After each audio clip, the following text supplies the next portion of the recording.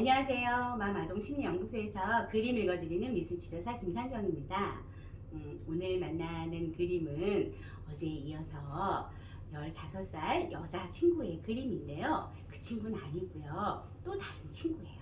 그 친구와 함께 어울려서 다른 친구를 괴롭히는데 가담했었던 또 다른 여학생의 그림이에요. 이 친구가 표현한 다리 위의 사람 그림에서 우리는 무엇을 찾아봐야 될까요? 그림 먼저 보고요. 그리고 천천히 말씀드릴게요. 자, 다리 위의 사람 그림입니다. 지면을 전체적으로 다 색을 칠했네요. 자, 이 그림을 제가 조금 설명을 드리면요. 이 그림은 연필로 라인을 먼저 그리고 난 다음에 그 위에다 색을 입히는 방법으로 그림을 완성을 했는데, 자, 연필을 먼저 사용했다는 거는 실수하면 지울 수 있는 여지를 가지고 시작했어요. 그 부분이거든요. 예. 그런데 이상한 점이 하나 있었어요. 어떤 점이냐면 색을 칠하는 과정에서 연필의 라인을 무시하고 색을 칠하는 모습을 보였습니다. 특히 나무 그림에서요. 라인 밖까지 색깔이 표현되는 그런 모습을 자연스럽게 행동을 했어요. 그래서 라인을 전혀 의식하지 않은 색칠을 하는 모습을 보였고요. 그리고 이제 이 그림의 특징, 흰 공간이 거의 보이지 않을 정도로 꼼꼼하게 색을 칠했는데, 그런데 사람 한번 볼게요. 사람의 색이 없어요. 자, 사람의 색이 없는 부분을 이 친구는 뭐라고 이야기했냐면, 난간을 색을 칠하는 과정에서 파란색과 갈색이 엉키면서 색이 섞여져 있는 게 너무 싫어서 저기 사람을 색을 칠하면 또 섞일 것 같아서 그냥 사람은 놔둘래요. 이렇게 이야기를 했어요. 다리 위에 서 있는 사람이 색도 없고요. 심지어 이목구비도 그리지 않았어요. 그래서 자기가 처음에 그렸던 그 모습을 훼손하고 싶지 않아요 라고 하는 거를 저렇게 아무런 표현도 하지 않는 그냥 라인만 그대로 놔두는 그런 모습으로 완성이라고 이야기를 하고 있거든요. 자, 이제 이 친구는 왜 그러면 저렇게 사람의 색을 표현하지 않았을까요 하는 부분이 궁금해져야 되는데, 저는 나의 자라고 생각하는 그 부분을 훼손하고 싶지 않아요. 내 본래 모습을 건드리고 싶지 않아요 하는 그런 심리 표현한 것으로 보이는데, 그런데 이목구비가 표현되어 있지 않아서, 그런데 내 원래의 모습도 나 사실 잘 모르겠어요. 이런 걸 표현한 것으로 해석을 했습니다. 자, 그리고요, 다리 한번 볼게요. 다리는 계곡에, 바위가 있는 계곡에 저렇게 설치가 되어 있는 다리인데요. 저 계곡이 물이 양이 상당한 걸로 보이거든요. 깊이도 상당하고 양도 상당해 보이는데, 저 다리의 소재는 나무 다리고요. 다리 기둥 한번 볼게요. 난간 수준의 다리 기둥이 표현이 되어 있어요. 그래서 튼튼하다라고 하기에는 조금 무리가 있는 다리예요.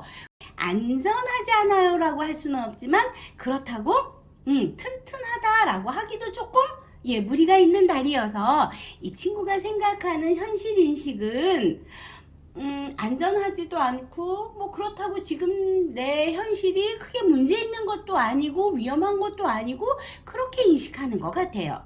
자, 그리고 추가적으로요, 나무 그림을 한번 볼게요. 나무 그림에서 보통은 나무 줄기를 갈색으로 표현하고 나무 수간을 초록색이나 연두색으로 표현을 하거든요. 그런데 이 친구는 한 가지 색으로 다 나무를 표현을 하고 있어요.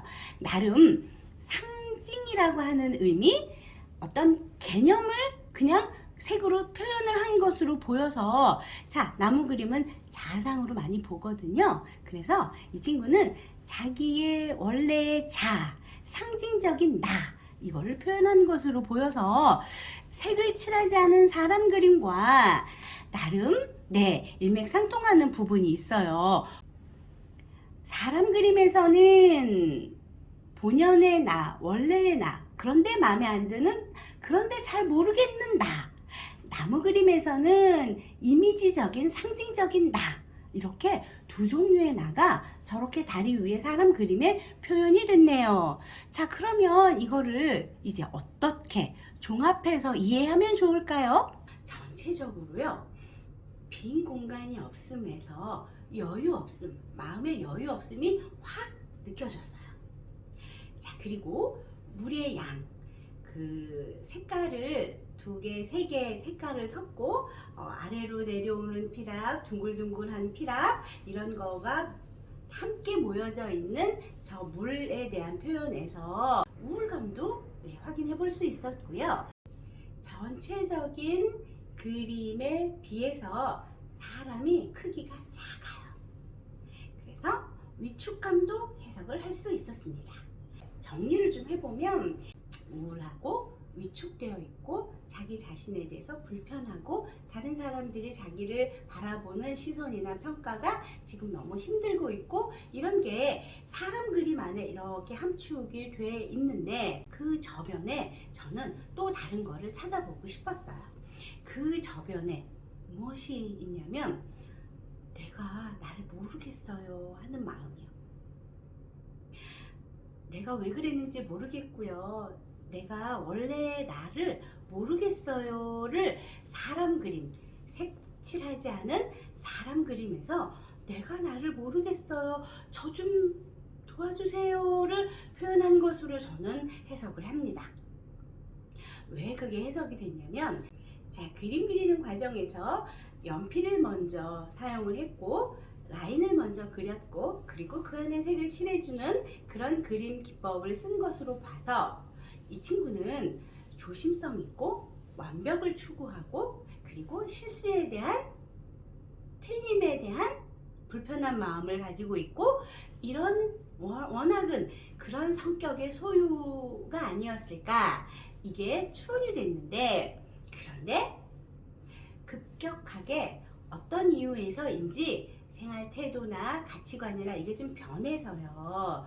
라인을 그렸지만 라인을 무시한 크레파스 색을 막 이렇게 칠한 내용에서 사춘기를 지금 지나면서 성격적인 태도적인 변화를 지금 경험하고 있구나 하는 걸 조금 해석을 해줘야 되지 않을까 하는 생각을 하게 됐고요. 이 친구는요. 사춘기를 지나는 과정에서 심리, 정서, 사회적인 어떤 변화를 급격하게 지금 겪고 있는 것으로 보이고요.